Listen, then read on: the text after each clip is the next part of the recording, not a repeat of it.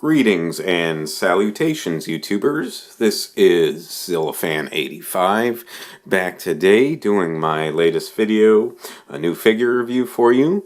Today we are going to go ahead and take a look at my Bandai Creation 1968 Godzilla figure. Oh yeah, and I did decide to add this one to the collection.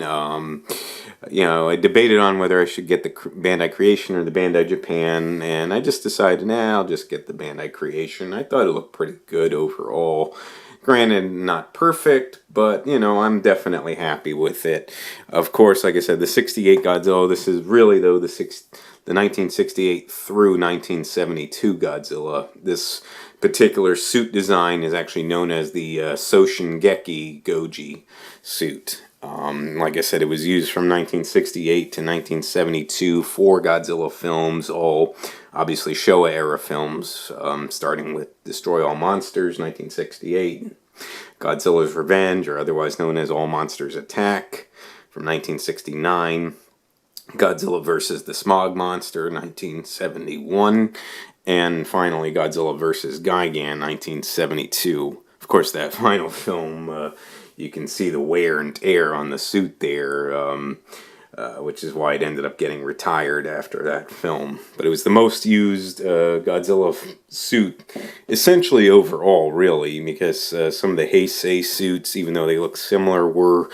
you know, tweaked, etc., etc. So it's certainly the most used in the Showa series, and really the most used Godzilla suit, period. And it is a pretty popular design as well.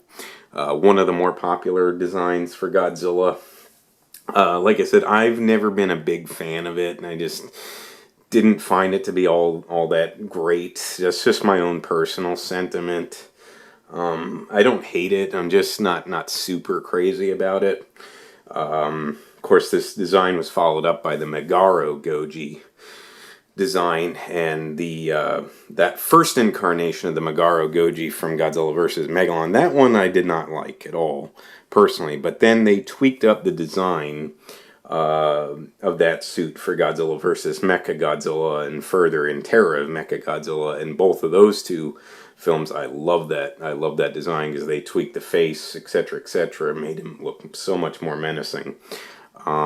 So that was one of those were among my favorites, suit-wise, of the not only the Showa series, but of the Godzilla films, period. But anyways, though, I digress. So we'll take a look at the Bandai Creation Soshingeki Goji here, the 68 Godzilla, which it's most noted as, because that was the first appearance of this suit. And we will take a look first at the paint and detail. We'll start with the paint, of course, as I usually do. So again, the signature charcoalish paint for Godzilla for his skin tone. As you can see, all around his body. And it's pretty nicely done here. They did a little bit of highlighting, like some sort of silverish highlighting on his kneecaps. Not, you know, I guess just to make it pop a little bit more. You got some almost silver, tannish silver for the claws and the fingers and the toe claws. As you guys can see there, give it almost like a bone-looking color. Teeth are painted white. They're not individually sculpted. They're painted in with the mouth. And of course, what's kind of the big drawback of the figure is the pink color used inside the mouth instead of more of like a deep red color to use for the mouth and the tongue. I'm not sure why they did that, but yeah, it does take away a bit from the figure, in my opinion. Not terrible, but could be better for sure. I got the white and black eyes, as he's got there.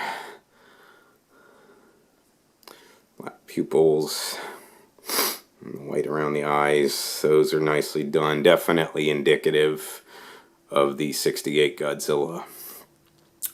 And I really like that. And then, of course, they got more like this grayish color mixed in with the charcoalish color for the spines here, as you can see. Especially the middle row spines. They look pretty nice. Pretty nicely done there, the paint.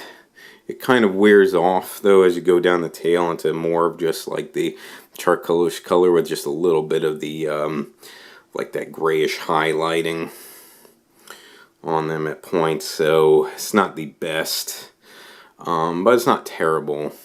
And of course, as you can see, a little bit, I guess, like a little scuff on the paint there and the tail, at least on mine. I don't know if it's like that on other figures, but mine it is. But it's not too bad overall. Of course, I did get this used on eBay, so. But you know, that pretty much covers it for the paint, for the detail. Again, pretty nicely done. You can see Godzilla's scales all around his body. All the nice line segments on his neck there. And all the scales. Got the nostrils and the face with some of the rivets on the top of his head that go into the spines there. Again, the spines, some pretty nice texturing actually on the spines. I will give Bandai Creation some credit there. I think they did a nice job with that. You can see the rough texturing with it. And between that and blending the paint colors together, I think they did a pretty decent job, at least on the larger spines anyways. The smaller dorsal spines, once they go down into the tail, these not as much detail done on them, so as you can kind of see there. So, I mean, you know, take what you will, but yeah, some nitpicks here as far as stuff like that goes, but it's not too bad. The claws and the fingers and the toes do have nice detailing there. You can actually see some texturing on the toe claws. The finger claws are a little bit smoother, and again, some paint splotches there. Here you can see like some black paint showing on the fingers. So yeah, so it's a little bit sloppy there. Unless this is wear and tear on the figure, I'm not 100% sure. But yeah, it could be better. Then you got the texturing on the underside of the tail. And then, of course, the Toho copyright there as well, if you guys can see that, with the Bandai 07 made in China. And yeah, and then that covers it basically for the paint and detail, you know, your basic Godzilla look there. But they definitely did capture the 68 Godzilla pretty well. Like I said, not perfectly, but pretty well, I think. And then otherwise, we'll look at the articulation. So he's got basic articulation. His arms do rotate. You can't really get them all the way around because of the way that they're designed, so they don't really cross over the entire body, that they kind of hit into his like his chest abdomen area here, and then the way that they go down the back, they run up against the side. But you can still get a decent range of movement there. Obviously nothing in the head. And then of course the legs rotate, and as you can see, they do go all the way around, and they don't really scuff up against the body there, not too much anyway. So, but you can definitely get some different poses with that with him. And then the tail, I don't know if this was supposed to be glue seal or not, but my tail does have a little bit of articulation, not much, just it's very stiff, and I don't want to overdo it to stress any joints here. So but you can get a little bit of movement in them, in the tail, as you can see. And that's it. So again, just basic articulation in him. And then, like as many of you know who follow along with me, I don't really do too much with sizing, but he is supposed to be like a 6 to 7 inch range figure. He's a bit on the tall side, though. I will kind of say that, and I know other people have noted that, because this figure has been reviewed many times over. I just want to you know, take my swing at it, and you know, try to cover all my Godzilla figures for my videos. So, but definitely though, a pretty nice figure overall. I know other people have said it's kind of hit and miss, this Bandai Creation figure. I'm not really big with the Bandai Creation line. This is actually, out of all of my Godzilla figures that I have, this is my third Bandai Creation figure that I personally own, or I should say I have 3 Bandai Creation figures, and I've reviewed the other 2 already. So this is the third and final one that I have that I'm reviewing now. Otherwise, for my Bandai figures, they're all the Bandai Japan ones.